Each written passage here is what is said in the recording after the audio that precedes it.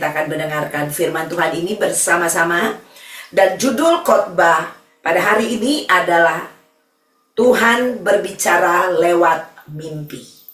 Sekali lagi, Tuhan berbicara lewat mimpi.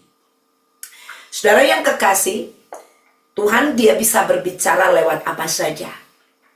Ya, Tuhan berbicara kepada kita lewat alam semesta. Ya, kita bisa lihat, saudara, kita lihat benda-benda langit. Kita melihat ya di atas, kalau kita lihat ada bintang-bintang di malam hari, kita lihat ada matahari di pagi hari bersinar, ya siang hari sampai sore hari dan tenggelam dan digantikan oleh bulan, saudara, dan bintang-bintang. Kita lihat ya begitu indah, begitu luar biasa. Dan saya percaya itu tidak terjadi sedemikian sempurna adanya, tetapi ada yang mengendalikannya, ada yang menciptakannya. Dan penciptaannya itu begitu sempurna. Jadi kalau kita lihat di langit, saudara, kita bisa melihat bahwa ada lagu Indonesia berkata, lagu anak-anak, ya, pelangi-pelangi alangkah indahnya, ya. Terus di belakangnya dikatakan pelukismu agung, ya siapa gerangan. Nah itu Tuhan. Amin. Rainbow, pelangi yang indah, saudara, ya. Ada yang melukis itu, dikatakan di lagu ini. Ada yang membuat itu. Saudara, suatu hari dalam satu perjalanan, saya, Pastor Duni, dengan anak saya, kita lagi berjalan di satu state, ya, di satu daerah. Daerahnya juga begitu cantik, ya, karena saat itu musim apa ya? Kalau nggak salah itu musim semi, ya. Jadi pohon-pohon mulai mengeluarkan bunga, ya, dari bunga baru jadi daun, saudara. Ya, jadi mulai mengeluarkan bunga-bunga dan cantik sekali pemandangannya. Dan tiba-tiba, saudara, hari itu, ya, jadi habis hujan, dan waktu berjalan itu tiba-tiba langit, ya, begitu indah dan tiba-tiba ada pelangi, saudara. Itu saya melihat, jadi mobil lagi jalan, terus kita pas lihat pelangi itu di depan kita.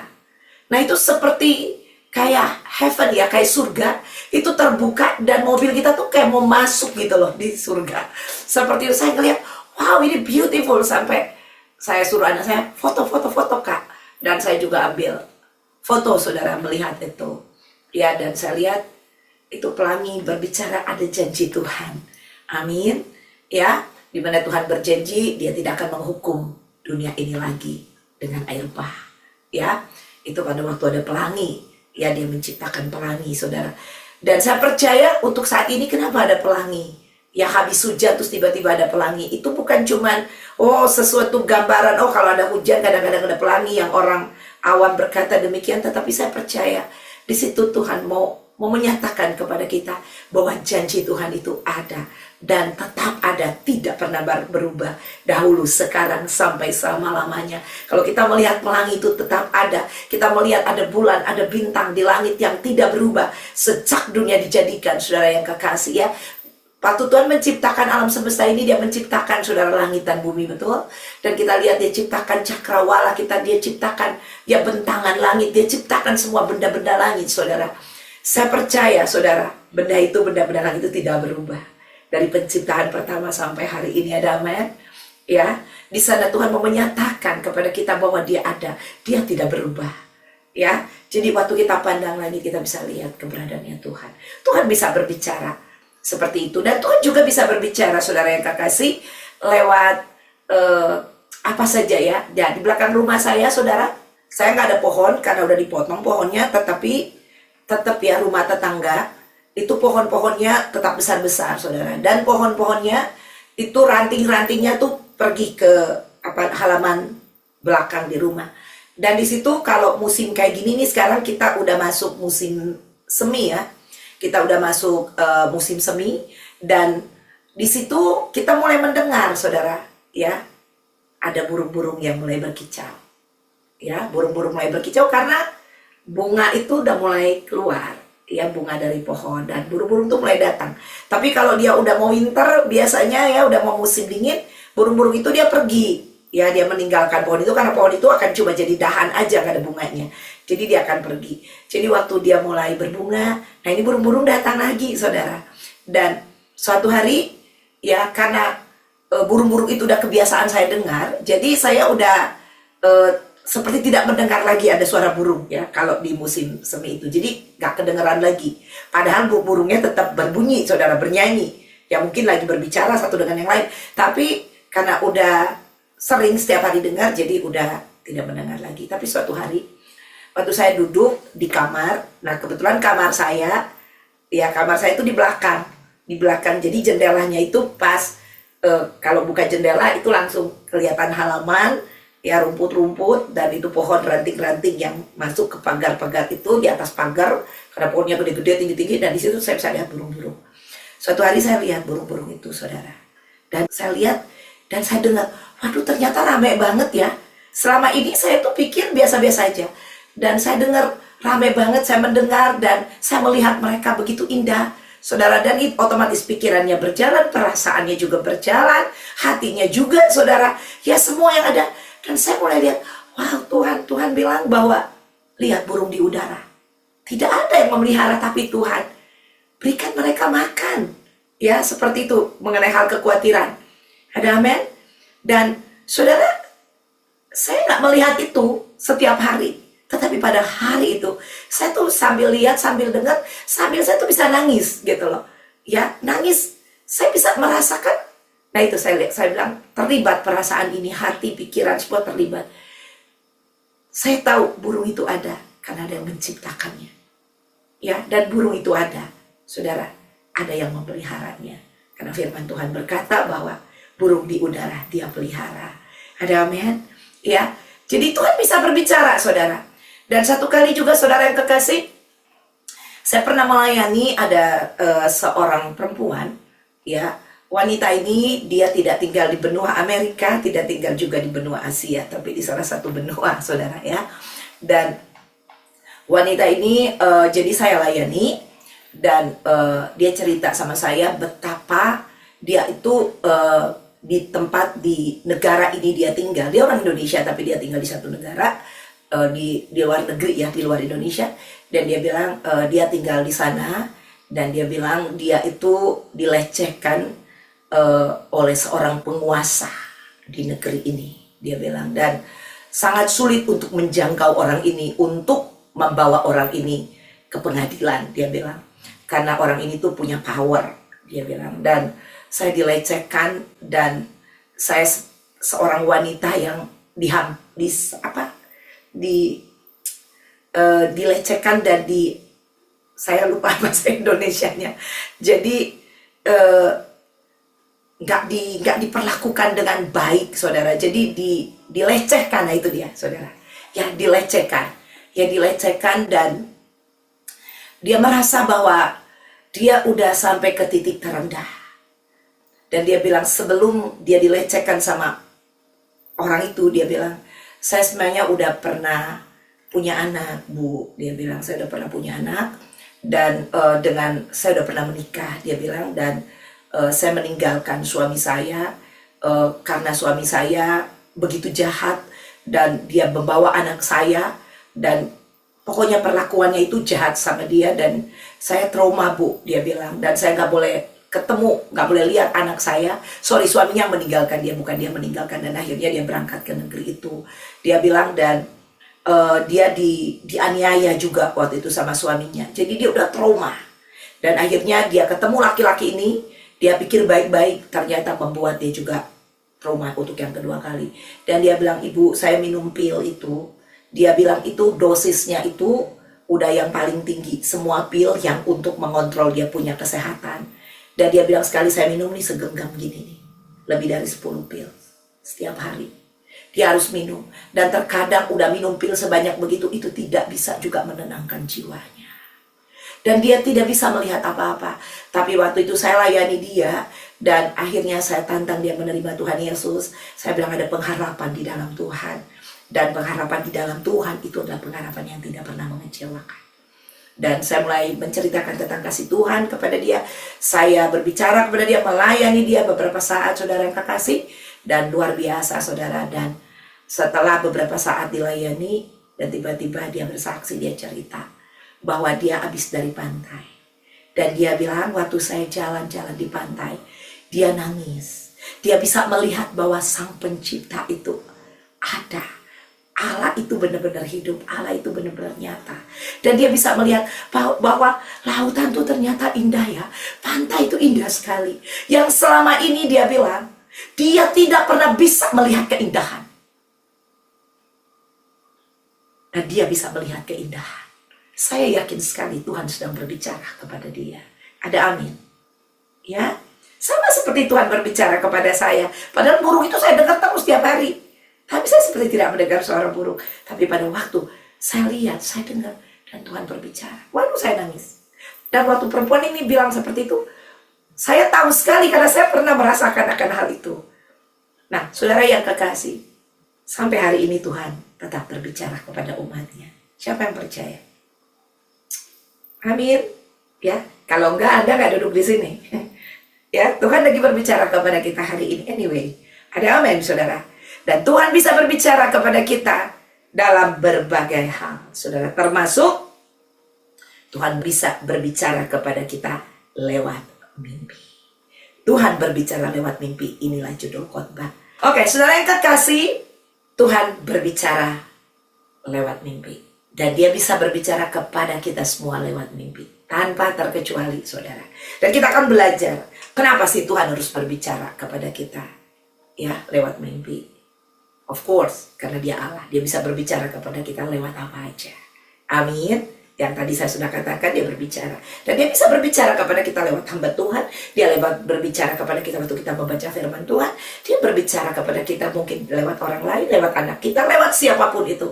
Tetapi tentunya saudara, kita akan lihat semua itu sesuai dengan kebenaran firman Tuhan. Ya, jadi kita tidak akan menyimpang dari kebenaran firman Tuhan. Seorang pengkhotbah tidak bisa berbicara tanpa kebenaran firman Tuhan. Gak bisa direkayasa, direka-reka pakai pikirannya. Ya, atau dicoba dianalisa pakai pikirannya, gak bisa. Seorang pembicara atau seorang pengkhotbah harus berbicara dengan pimpinan Roh Kudus. Dan kalau Roh Kudus memimpin, dia memimpin kepada seluruh kebenaran. Dan harus ada kebenaran firman Tuhannya. Setuju? Amin? Amin, harus, saudara yang kekasih. Alright, dan saya percaya para hamba Tuhan tentunya kalau berbicara pakai firman Tuhan, nggak mungkin cuma ngoceh-ngoceh aja. Pasti pakai kebenaran firman Tuhan. Alright, kita buka, saudara yang kekasih, untuk mengawali. Saya rindu supaya kita buka Ayub 33 ayat 14 sampai 15. Ini ayat yang pertama. Oke, yang pertama kita baca. Mari kita membaca sama-sama ya. Saya pengen kita baca dengan suara kedengaran. Supaya kita dengar. Iman timbul dari pendengaran dan pendengaran akan firman Kristus. 1, 2, 3. Karena Allah berfirman dengan 1, 2 cara, tetapi orang tidak memperhatikannya. Ya, tadi ya, udah tadi saya jelaskan ya. Ayat 15. Dalam mimpi. Nah ini, ya dalam mimpi dia bisa berbicara. Dalam penglihatan waktu malam dia bisa berbicara. Bila orang nyenyak, tidur. Bila berbaring di atas tempat tidur. Nah, saudara yang kekasih, jadi di mimpi Tuhan bisa berbicara, saudara. Ya, di mimpi kita bisa juga Tuhan bawa untuk melihat atau mendapat penglihatan. Dan mimpi ini juga adalah penglihatan yang Tuhan bukakan kepada kita. Ada juga penglihatan yang memang benar-benar kita lihat, benar-benar penglihatan yang nyata, yang sesuai. Tetapi ada lewat mimpi dan ini harus dinyatakan. Ya, dan kita akan lihat ada beberapa contoh di sini. Oke. Jadi yang pertama, Tuhan berbicara lewat mimpi. Tuhan sampai hari ini tetap berbicara lewat mimpi kepada kita. Karena firman Tuhan tidak berubah dahulu, sekarang, sampai selama-lamanya. Tuhan bilang kita nggak boleh kurang, kita nggak boleh tambah. Ya, jadi sekali lagi Tuhan berbicara lewat mimpi dan penglihatan. Pada waktu dikatakan di sini, bila berbaring di atas tempat tidur. Bila orang nyenyak, tidur. Artinya, kita dalam posisi tidur. Kita posisi tidak sadar. Mimpi itu ada di alam bawah sadar kita. Mimpi adalah pengalaman di bawah sadar kita. Yang mempergunakan panca indera, ya. Panca indera alam bawah sadar kita. Mempergunakan pikiran, mempergunakan perasaan, yaitu melibatkan juga pendengaran, bahkan emosi, saudara ya.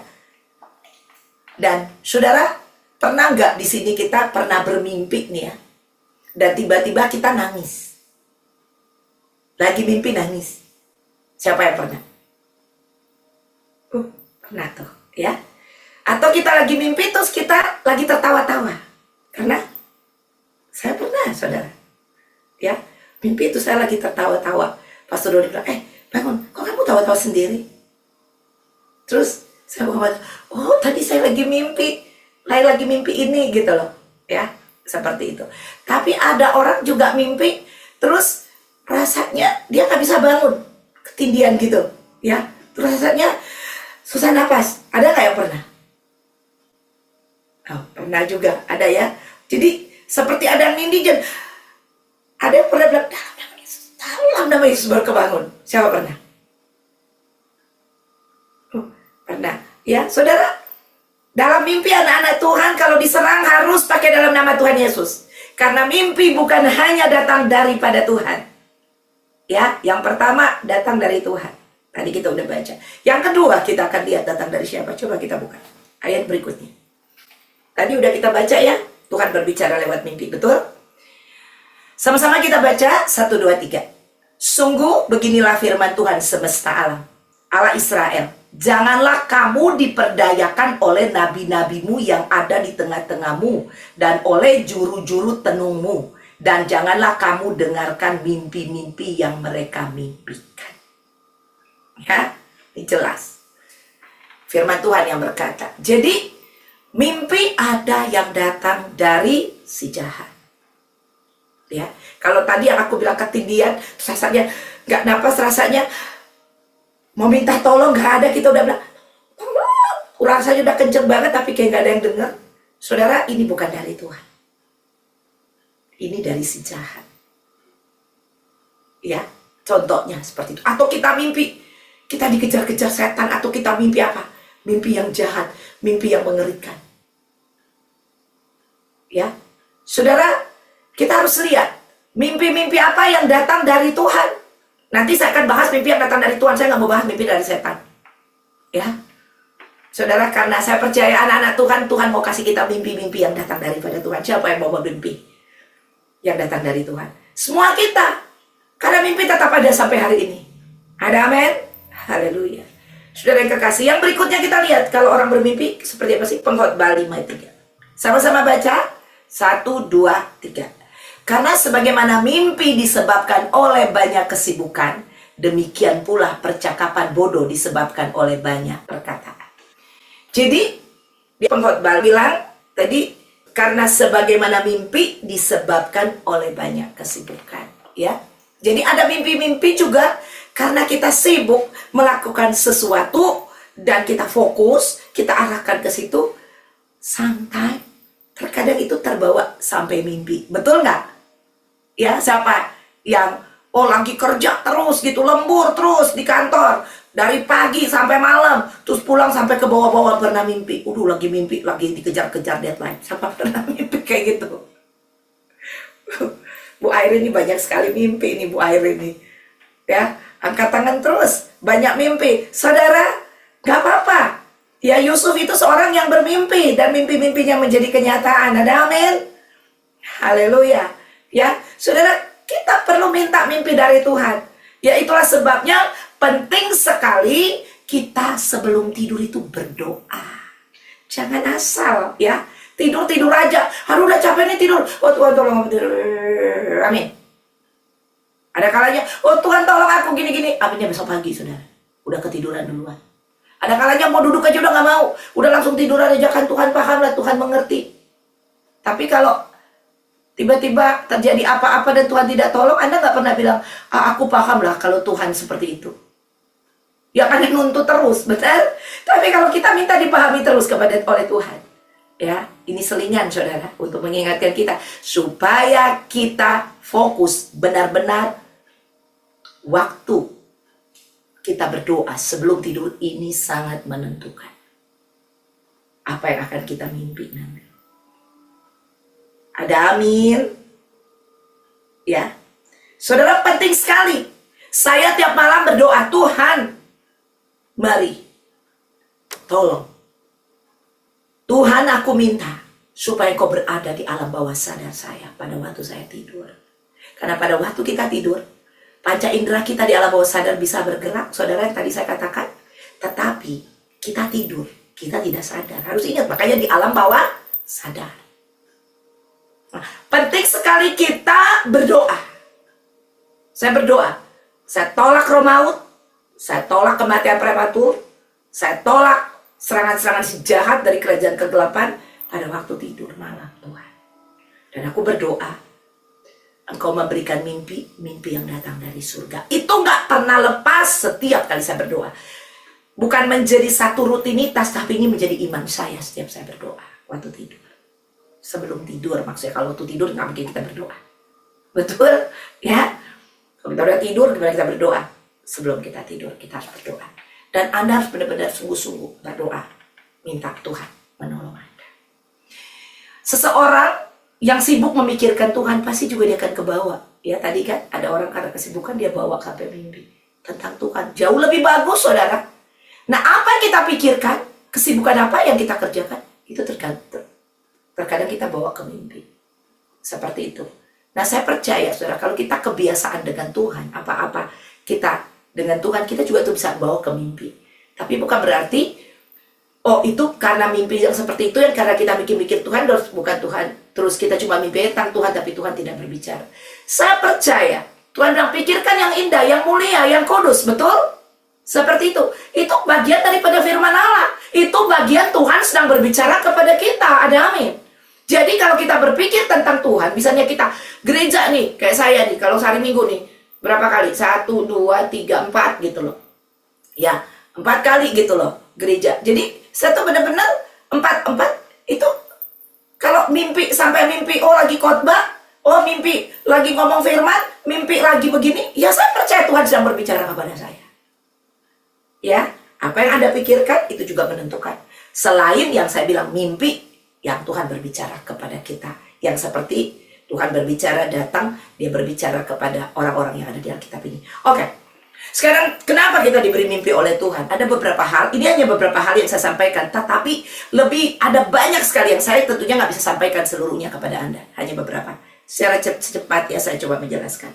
Oke, yang pertama coba tujuan yang Tuhan berikan kita mimpi. Ya, yang pertama kita buka di kitab Matius. Tolong tampilkan Matius 1 ayat 20. Sama-sama kita baca 1, 2, 3. Tetapi ketika ia mempertimbangkan maksud itu, malaikat Tuhan nampak kepadanya dalam mimpi dan berkata, Yusuf anak Daud, janganlah engkau takut mengambil Maria sebagai istrimu, sebab anak yang di dalam kandungannya adalah dari Roh Kudus. Jadi semua kita udah tahu cerita ini. Benar, pada waktu si Yusuf mengetahui Maria lagi hamil, tapi dia tahu bapak dari anak ini bukan dia.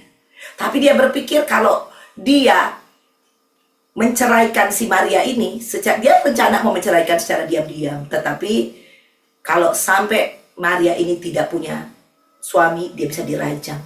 Karena hukum rajam pada saat itu. Saudara yang kekasih. Ya. Nah, dan Tuhan memberikan mimpi kepada Yusuf. Dikasih tahu bahwa ya memang bukan kamu yang menghamili dia. Tapi dia hamil dari Roh Kudus. Dan di sini dikatakan bahwa tapi ketika ia mempertimbangkan waktu itu malaikat Tuhan nampak kepadanya dalam mimpi berkata, Yusuf anak Daud, janganlah engkau takut mengambil Maria sebagai istrimu. Ya, ini berbicara tentang Tuhan memberitahu kepada Yusuf bahwa ambil dia, yang tadinya dia ragu-ragu. Nah, artinya apa nih? Waktu kita bermimpi, di dalam mimpi Tuhan terkadang dia mau meneguhkan kita tentang situasi keadaan yang kita hadapi. Mungkin Anda sedang berpikir, aduh jalan keluarnya apa ya? Ini ada 2 tawaran, satu ini. Yang mana ya aku harus ambil Tuhan? Aku bimbang. Waktu kita berdoa, mungkin kita nggak ada jalan keluar, tapi Tuhan bisa berbicara kepada kita lewat mimpi untuk meneguhkan yang mana yang harus kita lakukan, yang mana yang harus kita pilih. Itu bisa, buktinya ini, saudara yang kekasih. Ya, dan bukan hanya meneguhkan, tapi juga memberitahu kepada kita tujuan Tuhan dalam kehidupan kita. Ya, jadi ada tujuan Allah. Orang percaya harus berjalan di dalam tujuan Allah. Karena waktu kita berjalan di dalam tujuan kita sendiri, Anda akan mengalami banyak sekali obstacle, banyak sekali penghalang-penghalang di dalam keadaan yang Anda akan alami. Dan Anda kemungkinan tidak bisa mengatasi semuanya. Sehingga kadang-kadang kita tidak bisa sampai kepada tujuan. Tetapi kalau kita berjalan dalam tujuan Allah, sudah pasti tujuan Allah, Anda akan pergi dan sampai kepada tujuan Allah. Dan tujuan Allah dalam hidupmu adalah tujuan yang akan mengangkat Anda. Dia bilang bahwa dia akan membawa kita naik bukan turun, jadi kepala bukan ekor. Ada amin? Haleluya. Jadi penting sekali pada waktu kita bermimpi, saudara, waktu kita menyerahkan mimpi-mimpi kita kepada Tuhan, dan Tuhan bisa berbicara kepada kita lewat mimpi. Tetapi ingat ya saudara, ini salah satu Tuhan berbicara. Jangan Tuhan udah berbicara, aduh, enggak, saya mau mimpi juga. No, saudara, ya, ini salah satu Tuhan bisa berbicara. Jadi kalau Anda mau pergi tidur, Tuhan bisa berbicara. Tuhan bisa kirim malaikat untuk berbicara kepadamu. Ada amin? Ingat, Tuhan itu tidak berubah. Dulu, sekarang, sampai selama-lamanya. Saudara, saya pernah mendengar suara malaikat nyanyi. Saya pernah mendengar. Saya dengar audible. Lagi doa sama-sama. Anak saya 2 dan suami, kita berempat. Nyanyi, anakku main keyboard, yang satu main gitar. Terus kita nyanyi. Ya, terus saya dengar. Karena saya duduknya di pojok. Ini main keyboard, yang satu main gitar. Terus Pastor Doni di sebelah saya, tapi saya duduknya di pinggir. Dan saya mendengar, ya, sebelah kiri Pastor Doni, aku mendengar sebelah kanan. Nyanyi lagu, We place you in the highest place. Nah itu dia, ku sanjung kau di tempat tinggi. Nah tapi bahasa Inggris. So, kita nyanyi itu, dan saya dengar ada satu pribadi nyanyi berapa oktav. Tinggi sekali suaranya. Dan kita nyanyi, dia terus nyanyi sampai selesai. Saya dengar audible. Ada amin? Tuhan bisa datang lewat mimpi, juga malaikat. Seperti Yusuf. Ingat, bahwa Tuhan tidak pernah berubah dulu, sekarang, sampai selama-lamanya. Kalau Anda nggak percaya, itu akan terjadi kepadamu. Banyak orang sekarang ini udah nggak percaya mujizat lagi. Nggak percaya bahwa malaikat bisa visit kita, nggak percaya. Ya kalau nggak percaya, Tuhan bilang, yang nggak jadi, dia bilang, jadilah sesuai dengan apa yang kau percaya. Ada amin? Kalau saya percaya, saudara, Tuhan tidak pernah berubah. Kalau nggak usah diceritain aja ini dia semua. Nggak usah diceritain si Yakub bermimpi, si ini bermimpi, Yusuf bermimpi. Banyak banget saudara yang bermimpi di Alkitab, tapi saya nggak akan bahas satu persatu. Raja Nebukadnezar bermimpi, ya Daniel mentafsirkan, benar nggak saudara? Ya, banyak saudara yang bermimpi. Tapi saya nggak akan bahas satu persatu. Ya, nah saudara yang kekasih. Jadi untuk meneguhkan kita, dan untuk memberitahukan tujuan Tuhan yang mulia dalam kehidupan kita. Nomor 2, kita buka di Matius 2:12. Alright, kita baca 1, 2, 3. Dan karena diperingatkan dalam mimpi supaya jangan kembali kepada Herodes, maka pulanglah mereka ke negerinya melalui jalan lain. Cerita tentang siapa ini, saudara? Siapa yang tahu? Saya nggak dengar. Oke, ini cerita tentang Maria dan Yusuf.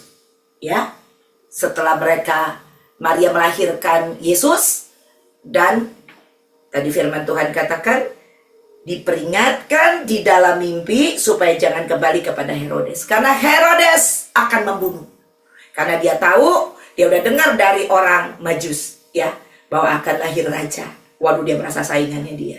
Makanya dia membunuh orang-orang bayi-bayi di bawah umur 2 tahun. Anda ingat itu? Ya. Dan akhirnya Maria dan Yusuf mendapatkan mimpi, diberitahu oleh Tuhan, ya, diperingatkan dalam mimpi supaya jangan kembali kepada Herodes, maka pulanglah mereka ke negeri, ya, ke negerinya melalui jalan lain. Jadi nggak boleh lewat di situ. Ini berbicara apa? Ini berbicara dalam mimpi memberitahukan hal buruk yang akan terjadi dan mengarahkan saudara, ya, mengarahkan umat Tuhan atau anak Tuhan kepada jalan keluar. Ya, saudara, saya ingat banget waktu Pastor Doni dia yang mengalami stroke itu 3 kali. Saya mendapat mimpi. Saya nggak realize Tuhan sedang berbicara, memberitahu something bad, sesuatu yang jelek akan terjadi kepada suamimu. Saya dapat 3 kali mimpi. Ya, saya lihat pertama kali Pastor Doni itu digebukin di train station di New York City. Dia dipukulin sama mafia, ceritanya dia pakai jas, pakai apa, terus digebukin sampai saya lihat dia, waduh, keluar darah dari mulut dan dia seperti kayak mati, seperti tapi masih hidup. Ya, dan yang kedua saya lihat, sampai hari ini saya tetap ingat.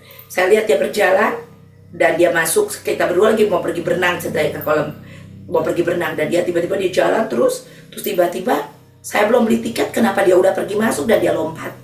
Seperti ada yang nuntun dia masuk ke kolam itu. Dan saya lari, saya pergi lihat. Waduh, ternyata kolamnya dalam. Ternyata kolamnya bukan air yang jernih, tapi itu air yang hijau. Ya, warna hijau karena banyak lumut semua ada di sana. Dan tiba-tiba saya kebangun. Dan yang ketiga, saudara, saya mimpi ada di... Waktu itu saya masih tinggal di apartemen ya.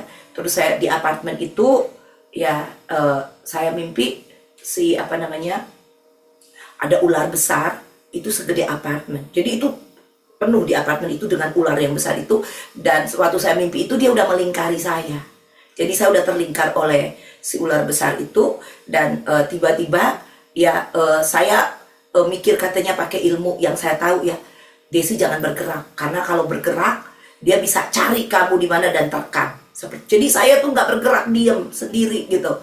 Nah tiba-tiba saya merasakan ada presence. Ya ada hadirat, ada seorang yang hadir, ada pribadi, bukan seorang, ada pribadi yang hadir. Sama seperti gini loh saudara, kalau Anda lagi ngapa-ngapain tiba-tiba ada orang di belakang kita yang kita nggak lihat tapi kita tahu ada kehadirannya. Ya, nah itu dia, itu hadirat saudara. Dan saya merasakan ada hadirat, dan tiba-tiba karena ada hadirat itu ularnya melepaskan saya dan dia mencari hadirat itu. Nah di situ Tuhan sedang berbicara bahwa engkau dibebaskan dari cengkraman si jahat itu. Ada amin? Tapi ini akan terjadi. Nah saya, saudara yang kekasih, terus terang pada saat itu, saudara, saya nggak ngerti. Dan saya tidak berdoa. Saya tidak mencegah apa yang akan terjadi. Padahal Tuhan tidak berbicara, ini loh yang akan terjadi, tapi Tuhan melepaskan.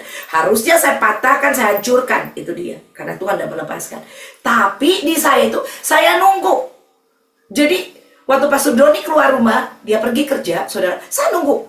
Aduh, telepon, aduh, jangan-jangan dia udah mati, jangan-jangan dia udah mati, jangan-jangan dia udah mati, dapat telepon. Jadi saya tahu akan ada sesuatu yang jelek akan terjadi, tetapi saya tidak bisa mengendalikan. Saya nggak bisa bilang, oh Tuhan tolong, saya seperti dibutakan, saudara. Nah, itu kenapa saya gitu? Ya karena itu hubungan saya sama Tuhan pasti nggak baik saat itu. Saudara paham? Seperti tapi Tuhan baik. Ada amin. Dan pada waktu terjadi itu saudara, saya membawa ke rumah sakit. Saya bilang pergi ke dokter. Waktu dia ngomongnya, bagaimana Dylan? Anak saya namanya Dylan, dia bilang Dylan. Padahal cuma satu kali. Saya bilang, kok kamu ngomongnya Dylan? Dia bilang, enggak Dylan. Padahal itu biasa. Karena saya udah dapat mimpi. Waduh ini nih, hari ini nih. Jadi saya bawa dia ke rumah sakit saudara. Sampai di rumah sakit, dokter bilang, bukan dokter yang penerima tamu depan tuh. Kenapa kamu bawa dia ke sini? Oh karena dia stroke. Dia speech-nya udah beda. Saudara, saya nggak pernah lihat orang stroke. Saya nggak tahu, oh di gejala apa itu. Tetapi cuma ngomong satu kata gitu. Kita juga suka keseleo, bener nggak bicaranya? Nah tapi saya bawa. Dan akhirnya, waktu saya bilang stroke, terus oke, kita periksa dulu. Terus udah duduk. Waktu datang, oh ditanya, bagaimana, kapan tuh terjadi? Bla bla bla bla. Hah? Aku bilang, wait a minute, ada apa? What happened? Suami kamu stroke. Hah? Stroke? Saya kaget saudara. Padahal saya bawa, saya bilang stroke. Nah itu saudara. Walaupun saya kurang rohani, saat itu saya nggak doa, saya cuma mikir dan mimpi itu dia. Karena saya belum mengerti yang mimpi, saudara. Tetapi Tuhan tetap baik, ada amin. Dia tetap menolong suami saya. Tetapi justru disitulah Pastor Doni menyerahkan dirinya untuk full time kepada Tuhan. Ada amin. Dan dalam 3 minggu stroke Tuhan sembuhkan sempurna adanya. Haleluya. Ya, makanya kami ada hari ini. Saya bilang, saya nggak mau jadi pendeta, saya nggak mau. Jangan saya, orang lain aja, saya pelayan Tuhan aja. Dari muda udah melayani Tuhan, saya nggak mau ini. Tetapi saudara, hari ini saya bilang, Tuhan harusnya udah dari dulu saya. Amin. Haleluya. Semakin banyak saya pelajari firman Tuhan, semakin banyak saya mengerti, semakin banyak saya tahu, semakin banyak saya pahami bahwa Allah itu benar-benar nyata, hidup, dan saya alami dia dalam hidup saya. Dan saya percaya, Tuhan juga mau berbicara kepada Anda hari ini. Khususnya lewat mimpi. Ada amin? Haleluya. Ya, jelas ya. Memberitahu hal yang buruk terjadi kepada kita. Tetapi, Dia memberikan jalan keluar. Yusuf, nih jangan lewat situ, karena ini lagi bunuh-bunuh nih. Dia umur di bawah 2 tahun. Yusuf, lewat sini. Amin, dia kasih jalan keluar. Ya, saudara yang kekasih. Puji Tuhan. Selanjutnya silakan buka ayat berikut. Kejadian dulu. 28, 12, 13 kita baca sama-sama. Maka bermimpilah ia di bumi, ada didirikan sebuah tangga yang ujungnya sampai di langit. Ini Yakub ya. Dan tampaklah malaikat-malaikat Allah turun naik di tangga itu. 13. Berdirilah Tuhan di sampingnya dan berfirman, Akulah Tuhan Allah Abraham, nenekmu, dan Allah Ishak. Tanah tempat engkau berbaring ini akan kuberikan kepadamu dan kepada keturunanmu. Saudara, ini berbicara tentang apa, saudara? Ini berbicara tentang berkat, ya, yang Allah akan berikan kepada Yakub. Ya, dikatakan tanah ini akan menjadi milikmu. Saudara, Tuhan juga bisa berbicara kepada kita, saudara, lewat mimpi. Dia menyatakan bahwa dia akan memberkati hidup kita. Mungkin Anda stres, Anda frustasi, ada banyak hal yang Anda doakan. Mungkin, aduh kok belum ada jalan keluar, belum ada ini. Tapi Tuhan bisa kasih mimpi kepada Anda. Tuhan bisa kasih tahu kepada Anda apa yang akan Tuhan lakukan kepada Anda. Ini Tuhan ngasih tahu loh, tanah ini akan menjadi milikmu. Artinya apa? Di situ bukan cuma mimpi sebarang mimpi, tapi Tuhan sedang berbicara untuk masa depannya dia. Ada amin. Tuhan bisa berbicara untuk masa depan Anda lewat mimpi. Haleluya. Ya, untuk itu mari kita bebaskan. Ya, kita bebaskan Tuhan berbicara kepada kita khususnya lewat mimpi. Yang terakhir, saudara. Kita buka di Kisah Rasul 2:17. Baca sama-sama ya. 1, 2, 3. Akan terjadi pada hari-hari terakhir, demikianlah firman Allah, bahwa aku akan mencurahkan rohku ke atas semua manusia. Maka anak-anakmu laki-laki dan perempuan akan bernubuat, dan teruna-terunamu akan mendapat penglihatan-penglihatan, dan orang-orangmu yang tua akan mendapat mimpi. Saudara, Tuhan akan banyak berbicara lewat mimpi di hari-hari terakhir ini. Dikatakan di sini bahwa Tuhan akan berbicara kepada orang tua. Orang tua di sini juga berbicara tentang orang yang dewasa di dalam Tuhan. Karena mimpi-mimpi yang kita mimpi, saudara, itu kita juga perlu kedewasaan untuk mengartikan itu. Kita perlu, orang yang dewasa itu adalah orang yang mengerti waktu dibukakan kebenaran firman Tuhan. Yang saya katakan, waktu saya mimpi, ingat yang Pastor Doni itu dia. Saya nggak doa, saya nggak apa-apa. Saya pikir mimpi itu, waduh cuma beritahu aja akan terjadi apa-apa sama Pastor Doni, ya saya menunggu. Padahal Tuhan lagi memberikan jalan keluar kepada saya, betul? Seperti itu. Ya, tapi saya cuma nungguin kematian, saudara. Nah, saudara yang kekasih, di dalam hal ini, Tuhan mau berbicara kita perlu kedewasaan di dalam Tuhan. Jangan kayak anak-anak. Ya, makanya kita lihat, ada orang-orang yang bisa menafsirkan mimpi, ya. Kita lihat nabi-nabi Tuhan. Ya, waktu Raja Nebukadnezar itu ditafsir mimpinya, betul. Dan ingat Yusuf pada waktu yang juru makan, juru minum, ingat nggak? Ya, juru roti, ya, ditafsirkan. Oh, yang satu akan mati, yang satu akan diangkat lagi. Ya, dua-dua masuk dalam penjara. Seperti itu. Tuhan pakai untuk orang-orang yang menafsirkan mimpi. Jadi Anda, kalau Anda dapat mimpi, Anda nggak gini, aduh mana ya, saya mau cari pendeta dulu menafsirkan mimpi saya. Saudara, Tuhan mau berbicara kepada Anda, dan pada waktu Anda dewasa di dalam Tuhan, artinya Anda punya hubungan dengan Tuhan, Anda mengerti tentang kebenaran firman Tuhan, waktu Tuhan berbicara kepada Anda, ini loh yang akan terjadi, ini, tapi aku akan memberikan jalan keluar kepadamu. Ini. Dan saya percaya, saudara yang terkasih, bahwa kita orang-orang yang dewasa akan mengerti itu, dan akan mengikuti petunjuk-petunjuk itu. Karena perlu kedewasaan di sini, perlu pemahaman yang benar dan kedewasaan untuk menanggapi waktu Tuhan berbicara lewat mimpi. Imagine kalau Yusuf, dia bilang, bodoh amat nih, cuman ini kali, itu bukan malaikat kali, siapa kali yang menyamar, suruh ambil si Maria. Saudara ngerti maksud saya? Amin. Untuk itu, saudara yang kekasih, mari saudara izinkan Tuhan berbicara lewat mimpi. Ya, pada waktu kita tidur, Tuhan mau berbicara. Dan Tuhan juga bisa berbicara, saudara, mendapatkan penglihatan. Ya, Tuhan berbicara dalam segala hal. Tapi khususnya pada hari ini saya berbicara lewat mimpi. Ya, Tuhan waktu berbicara kepada Yusuf, saudara. Dia berbicara tentang masa depannya Yusuf. Betul? Lewat mimpi. Ya, mungkin ada bilang, aduh, masa depan saya kayak apa ya? Tuhan sanggup berbicara lewat mimpi. Karena dia Allah. Ya, dia berbicara tentang masa depanmu. Dia bisa berbicara. Dia bisa berbicara apa aja kepada engkau. Lewat mimpi. Untuk itu, pastikan ya, hidup kita bergaul dengan Tuhan. Punya kedewasaan di dalam Tuhan. Dan mimpi adalah salah satu sarana untuk Tuhan pakai berbicara kepada kita. Ada amin? Haleluya. Saya pikir ini yang dapat saya bagikan kepada Anda.